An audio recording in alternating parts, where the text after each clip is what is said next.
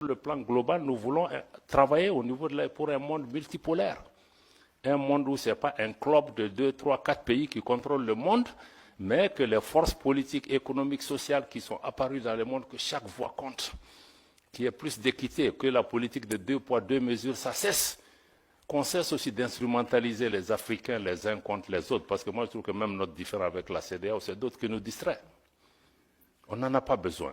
Donc je vais vraiment attendre les questions pour pouvoir vous revenir, pour dire qu'encore une fois, si l'AES a été créé dans un contexte pour réagir à quelque chose, aujourd'hui nous sommes dans une dynamique de construction d'une intégration régionale, d'une autre approche à cette intégration régionale, une intégration qui, de notre point de vue, doit être une véritable intégration des peuples et non une intégration d'État ou de chefs d'État. Voilà, c'est vraiment la dynamique que nous partageons avec le Burkina et le Niger. Et aujourd'hui, sur le plan de la sécurité, nous travaillons, il y a des résultats probants sur le terrain. Le Mali, aujourd'hui, après 10 ans de présence étrangère, a aujourd'hui le contrôle de l'ensemble de son territoire national.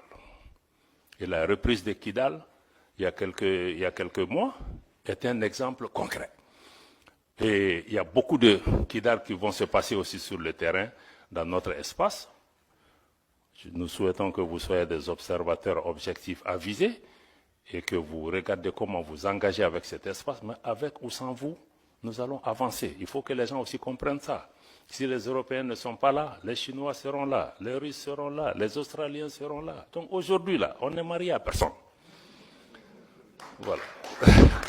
Je m'arrête là.